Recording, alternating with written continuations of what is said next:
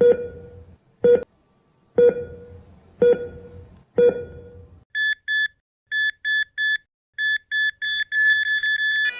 Morning, मैं हूं doctor धीरज शांजिल और आप देख रहे हैं शांजिल्य हार्ट अटैक अवेयरनेस प्रोग्राम। परंपरागत तौर पर आप सुनते आए हैं कि आपने अपना लिपिड प्रोफाइल टेस्ट किया और आपने देखा कि आपके एलडीएल की मात्रा क्या है।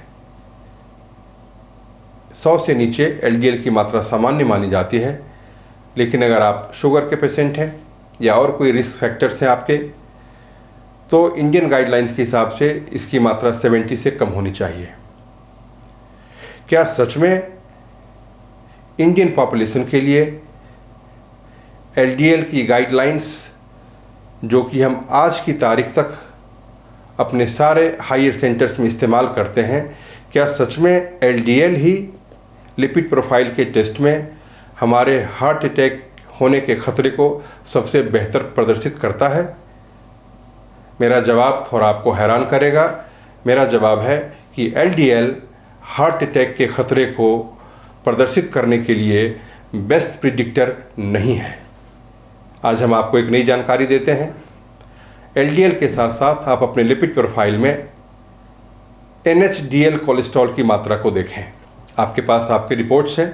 कई रिपोर्ट्स में आपको एनएचडीएल-सी का रिपोर्ट वैल्यू मेंशन नहीं मिलेगा। घबराने की कोई बात नहीं है, काफ़ी सरल तरीका है। आप अपने टोटल कोलेस्ट्रॉल में से एचडीएल को माइनस कर दें, जो बचा वह एनएचडीएल कोलेस्ट्रॉल है। उदाहरण के तौर पर अगर आपका टोटल कोलेस्ट्रॉल का वैल्यू 200 है, आपका एचडीएल 50 है, तो आप 200 में से 50 को माइनस करें तो 150 आया, तो आपके एनएचडीएल की मात्रा 150 हुई। नॉर्मली कितना होना चाहिए?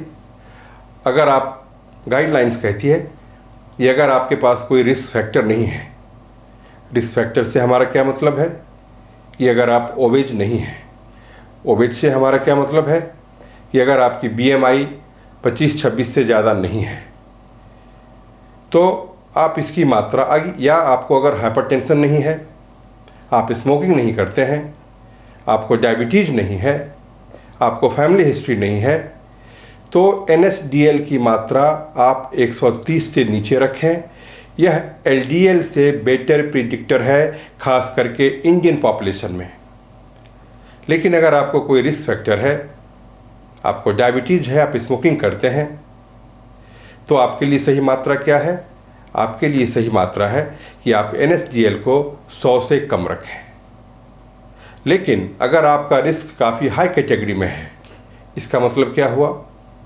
इसका मतलब हुआ कि आप ऑलरेडी या तो कॉर्नरी बाईपास के मरीज हैं, आपकी बाईपास सर्जरी हो रखी है, या आपने स्टेंट लगा करके रखा हुआ है, आपके पास एक से ज़्यादा रिस्क फैक्टर्स हैं, आपको डायबिटीज़ भी है, आपको हाइपरटेंशन भी है, भले ही आप दवाई ले रहे हैं, भले ही आपका शुगर कंट्रोल में है, भले ही आपका हाइपरटेंशन कंट्रोल में है, फिर भी इंटरनेशनल एथेरोस्क्लेरोसिस सोसाइटी की गाइडलाइंस कहती है कि आपके लिए एनएचडीएल की मात्रा 70 से कम हो तो बेहतर।